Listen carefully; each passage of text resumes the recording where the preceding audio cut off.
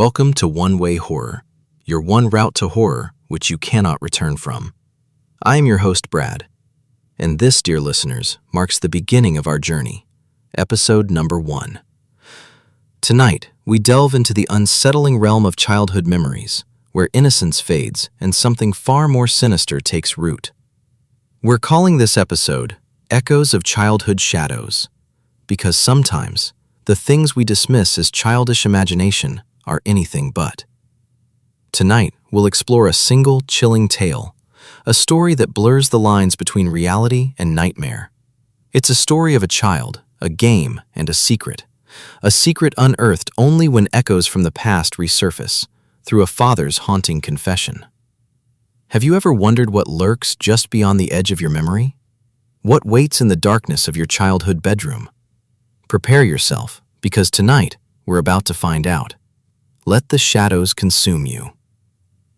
Let us begin our journey. We all have those childhood memories, the ones that seem perfectly normal at the time.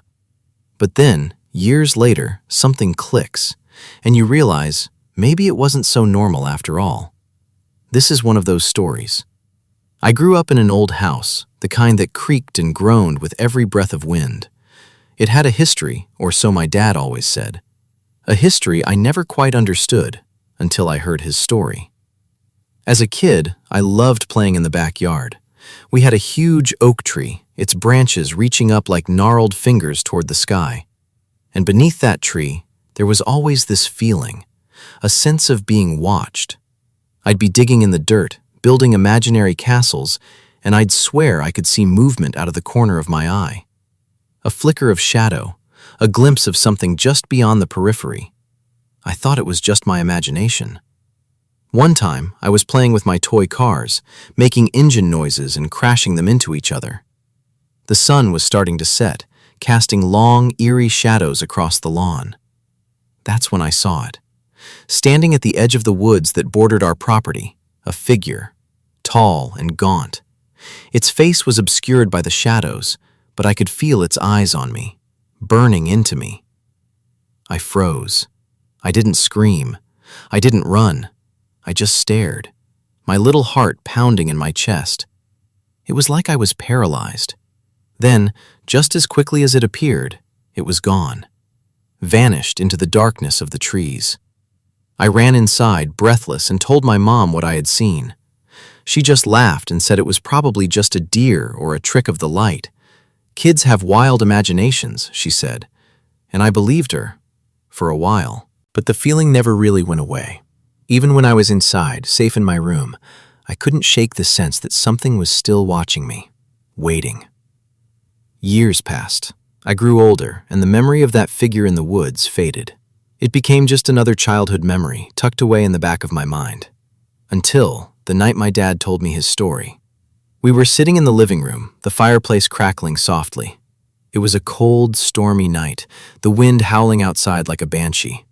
My dad was in a pensive mood, staring into the flames. He started talking about the house, about its history, about the people who had lived there before us. And then he said something that made my blood run cold.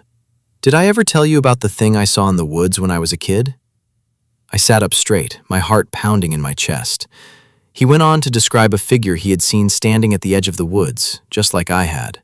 Tall and gaunt, its face obscured by shadows, its eyes burning. He said he had seen it multiple times, always lurking in the shadows, always watching. He had never told anyone, he said, because he was afraid they wouldn't believe him. But then, he revealed something even more chilling. He said that his father, my grandfather, had also seen the same figure when he was a boy. It had been passed down through generations, a silent, watchful presence that haunted our family's history. He didn't know what it was. He didn't know why it was there, but he knew it was real. As he spoke, I felt a wave of nausea wash over me. The pieces started to fall into place, the feeling of being watched, the shadows in the corner of my eye, the figure in the woods. It was all connected. I wasn't just being a kid, I was seeing something real, something ancient. We sat in silence for a long time after that, the only sound the crackling of the fire. I looked at my dad, and I saw a fear in his eyes that I had never seen before. We never spoke about it again, but I knew. We both knew. The thing in the woods, it was still out there, waiting, watching. I moved away from that house years ago. I have my own family now, my own life, but I can never truly escape the feeling that something is still watching me. Even now, as I sit here telling this story, I can feel its eyes on me. Sometimes, late at night, when the house is quiet and the shadows are long, I see it. A flicker of movement at the edge of my vision. A glimpse of something tall and gaunt. And I wonder, am I next? Is it waiting for me to pass it on to my children? Is this a curse that will haunt our family forever? What did my ancestors do to warrant such a haunting? Hello, fellow wanderers in the shadows. Tonight we've delved into the unsettling world of childhood memories. Memories that perhaps aren't quite as innocent as we'd like to believe. Tales of the past echoing with something else. I hope you found a chill in the familiar, a shadow in the sunshine of your own recollections.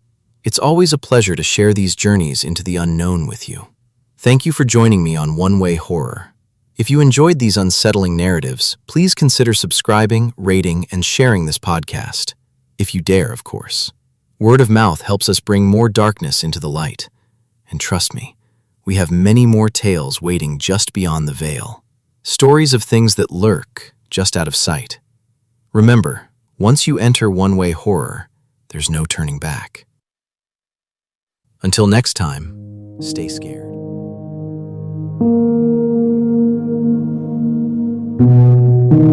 The Dark Mouse.